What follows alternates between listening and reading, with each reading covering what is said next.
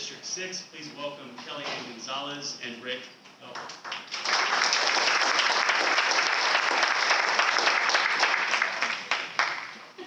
You'll have a minute and a half, and then 30 seconds. Let's go ahead and get started. Great. Question 1. Childcare is often referred to as the textbook example of a failed market. It costs too much for families at a time that they can least afford it. It pays too little for the educators who make $11.35 per hour on average. Child care centers are making little to no profit and are often shrinking and closing. And employers are often left bearing the brunt of lack of access to affordable care for families and their workers. If you are elected to City Council, what would you do to help rectify this challenge for so many who are involved? Yeah, thank you for the question, and thank you all so much for being here today. It's really fun that I was able to start off my day at Mountains Elementary this morning in District 6, talking with students in our classrooms, making sure that they are excited about their futures, talking about their citizenship awards they got. And so now at the end of the day, sort of here at the Early Childhood again, it's something I'm really excited to do. I started off actually wanting to become a teacher because I come from a family of educators. In Northside ISD, some folks in Edgewood, some folks at SISD, and so education is a big top priority for myself, especially as a city council candidate, making sure that the city council is working collaboratively with our school board, with our state legislators, to ensure that we are effectively meeting the needs of both our students and our educators alike. Making sure that our communities are safe, affordable, and places to live for all of us is crucial to me.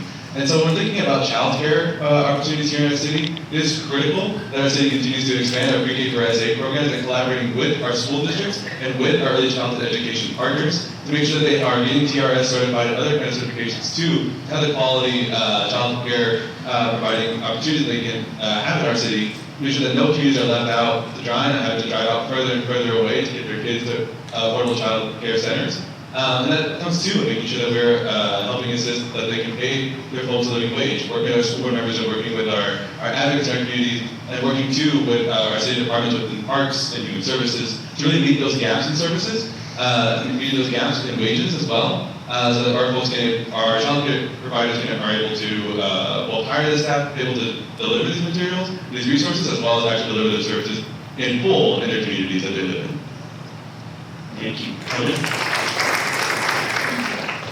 Thank you so much for everybody for taking time out of your day to be here. I had to fight traffic to make it here, so I understand that it was a sacrifice. My name is Kelly Ann Gonzalez. I am born and raised in City Council District 6. I have lived there my whole life, in inner 410 part of the district. And 100% when I'm knocking on doors, talking to young families, childcare is the #1 conversation that people are having. Because the reality is, so many jobs right now, they don't pay you enough to make having to pay for that child care, a viable option for your family.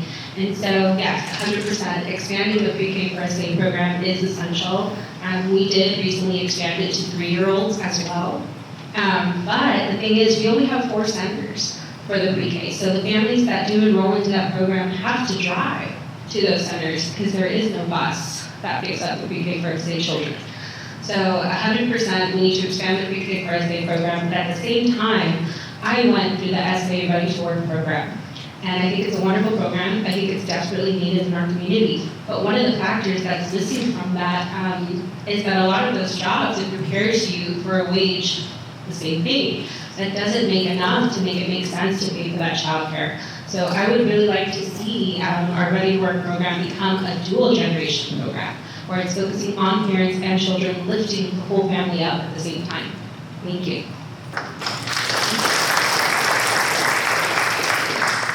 Rick, is there anything else you'd like to add? Something that I would like to add, I guess, to this question is that something that's I'm really passionate about is making sure that our folks in our communities, our working families are able to afford to live here in our city. That means working together with other entities in our community to really advocate for those pieces. And so I'm really proud to be endorsed by the Northside AFT as well as the SISD Teachers Alliance and staff personnel because we are committed to working together to making sure that we are advocating for our working families to earn living wages and quality benefits so they can afford to really work the jobs that they're really passionate about and educate our children all the way through. Thank you. Kelly? Yes, I would love to share that as a young child, as a 3-year-old, I went through the Avanza dual generation program. So at the same time that my mother was getting her GED in Spanish, I actually learned how to read at 3 years old. And that program just really put me so far ahead of so many of the other children that I encountered in my classroom. And when I graduated from John Jay High School in 2008, I graduated alongside people that still could not read. And that is a reality of where education is here in our city. Thank you. Thank you so much. Kelly, we'll start with you on the second question. We know that K-12 provides an abundance of support to our young people. Beyond that, San Antonio has numerous youth development organizations providing vital out-of-school time services.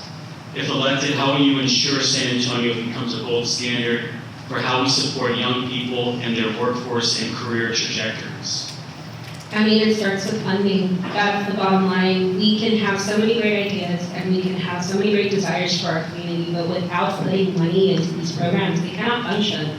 I really think that youth sports is really critical and essential to so many of our communities, and I am proud to be endorsed by the Edgewood Youth Association sports program. I come from the Edgewood part of the district, and so especially for so many of our inner city kids, sports is oftentimes one of the few outlets that they have outside of school where they can feel safe, where they can connect with their friends, where they can build on a skill that could someday help them get a full ride scholarship to college. We need to be able to fund our programs, but at the same time, we cannot exclude children from funding just because of where they attend school. We need to make sure that every single child in our city has access to those resources and not deny them just based off of what school their parents decided for them to go to. And I think that one way that we can do that, the pre-K for SA program was a voter-approved measure. Ready to Work was a voter-approved measure.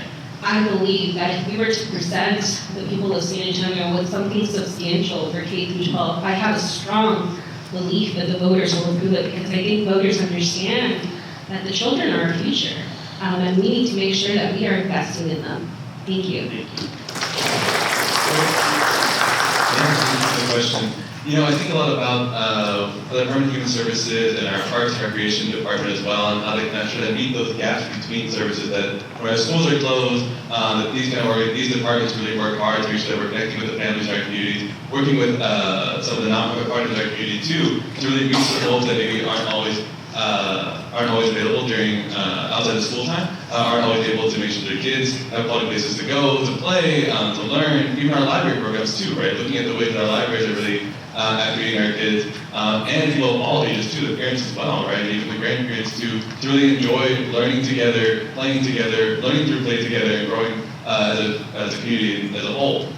So when I look at some of these issues, whether it's on outside of K-12 programming, the way that we can support our public schools is really important to me, making sure that our parks and recreation programs, our human service programs, whether they're for swimming or for community center activities, that they really align well, especially in the summer and the breaks, with the school schedules. Oftentimes we find that some of these programs are just a little bit after, a little before, they wrap up a little early, and so our kids are kind of left for a few weeks without any kind of service to do, and they're at home trying to find another way, another outlet to really learn, to grow, to play, and hopefully not getting the various activities, right? And so expanding those opportunities are crucial to me, as well as making sure that the Ready to Work program is expanded to really reach our folks in high school so they can get the kind of on-the-job experience through quality internship programs that can both help their families and help themselves to really get the experience they need to really grow into the workforce development pipeline here in our city. Thank you so much. Kelly, we'll go back to you if you have anything to add. That specific question or just to? Within this question, yes.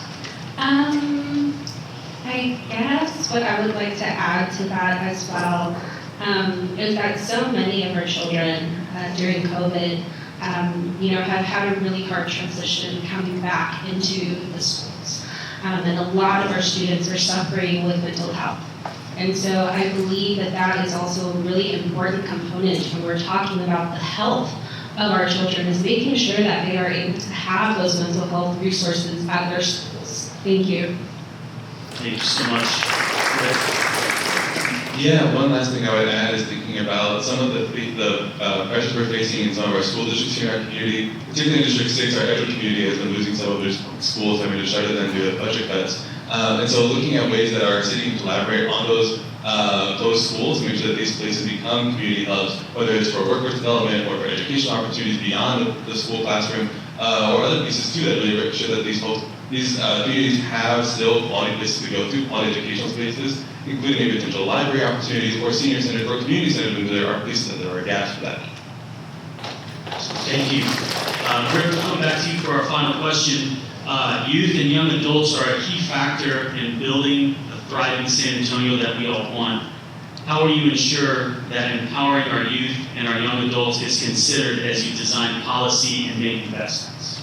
Yeah, that's a great question. And so something that I really think about when I think about how we can collaborate with our youth to really deliver a policy that they're looking for, things that really affect their communities, their age range, right? Especially as we continue to see our economy shifting and our world shifting. Our young people are really exposed to a lot of these really big issues in our city. They're looking towards some severe consequences in terms of economic insecurity, educational insecurity, and blockage as well, or the college level or even trade school careers. And so making sure that our city council office has someone dedicated to working with the ISDs, the PTAs, and educational organizations here in our city to really stay on the beat and become a partner in this work as we continue to look at creating policies and advocating at the community level to really support our children, our students, and our educators as well. Beyond that, I think it's also important that we work with the San Antonio Youth Commission. I'm really proud to be able to be part of the office at City Council working directly with the Youth Commission where we help fund some of their pet projects they put on mental health surveys or doing some kind of work with their communities and their schools. Those kind of things and putting it back into youth hands directly is important to me that we have these folks who are on these youth commissions, on the Higher Education School Board Advisory Board, or School Advisory Board rather, that have the ideas, have the willingness, are connecting with their communities already, and we are working with them directly to really craft policy and not working in silos, but working together directly with the organizations and the youth that they serve to.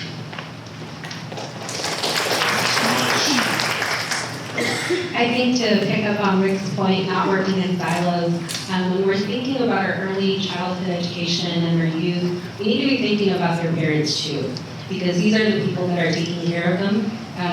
Whatever success that their parents have, that's the launching pad that their kids get to rise from.